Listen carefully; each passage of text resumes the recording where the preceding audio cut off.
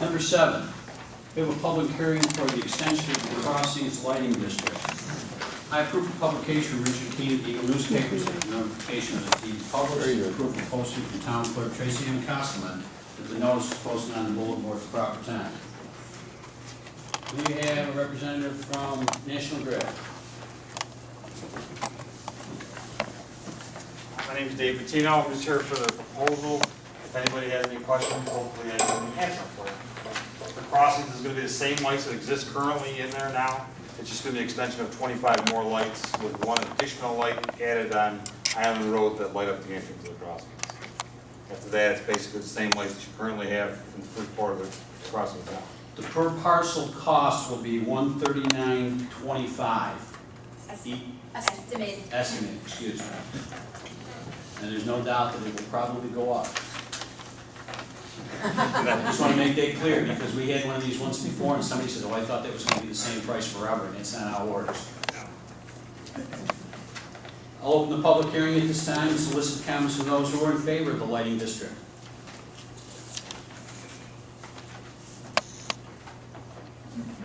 I'll solicit comments from those who are opposed to the lighting district.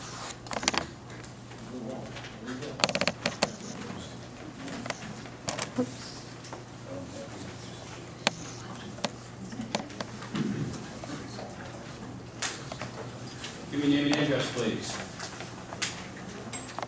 David Martin, 6279 Island Road. My property is part of the Crossings, basically part of the Crossings.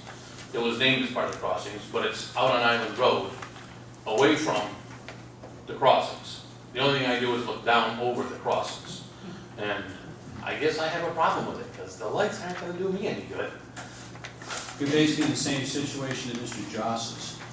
Correct. Unfortunately, I believe that you're all included into that crossings designation. You know, this happened once in the town of Clay also, and not to get off the beaten track, but it had to do with a drainage ditch in the Meadowwood Drive development over there, which was Meadowwood and Falling Leaf. It was called the Meadowwood development.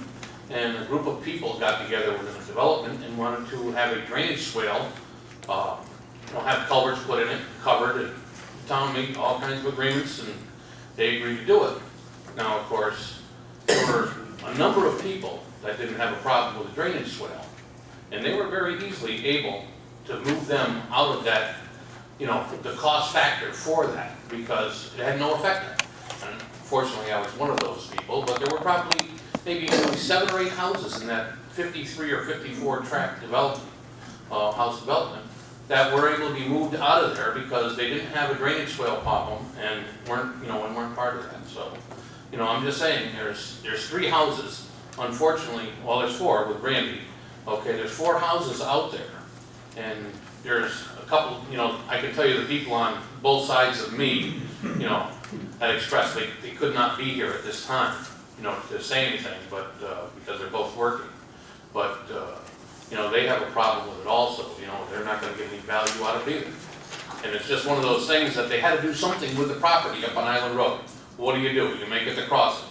But that doesn't mean that we get the same benefits of whatever's down in the crossings. And I think there should be some kind of a variance made for those properties up on Island Road. Heather, do you have any suggestions? I do.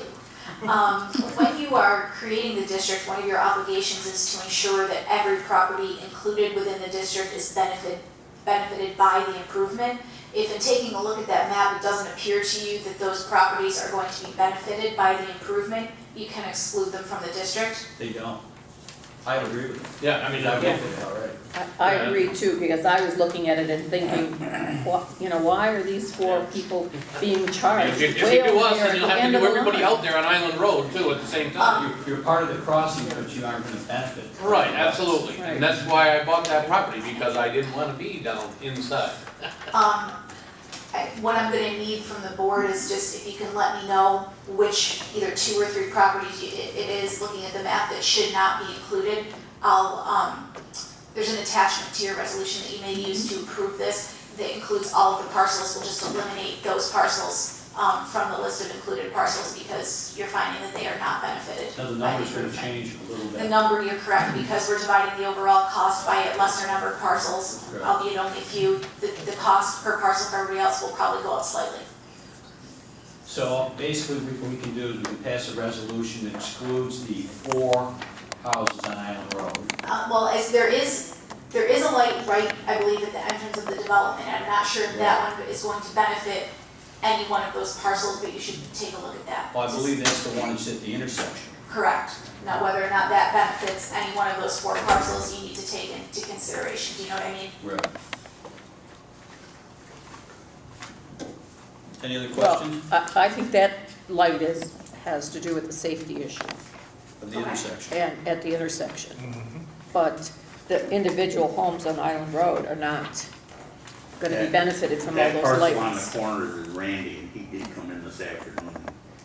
He was against, being included in the district. I would agree. It doesn't make any sense.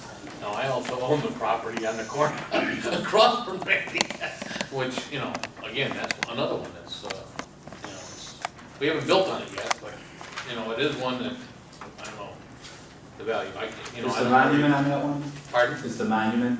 Yeah, well, it says the crossings there, right, And that's a vacant lot right now. that's a vacant lot. It looks like you may have a light on that lot. Looks like it. Oh, that'll help sell it. Well, Oh, thank you. You have a light between, there's one of those boxes there, one of the green boxes. It looks like on this map. Can I take a look up here? It's right here too. Oh, okay. Right there, that's your lot right here, right? This is mine right here. That's where the light goes, right on between the 2 lots, so that would benefit from the lights. So I think you're. Can't wait for that one. I agree. And just so folks know, we don't designate where the lights go. That's totally National Grid. They go in there and design it and decide where So the. the dark one goes there. There is one letter that we did receive today. It's from a Kevin Negrasic. He voiced some opposition in regards to some type of a neighborhood organization that there is in there. I'm not really sure.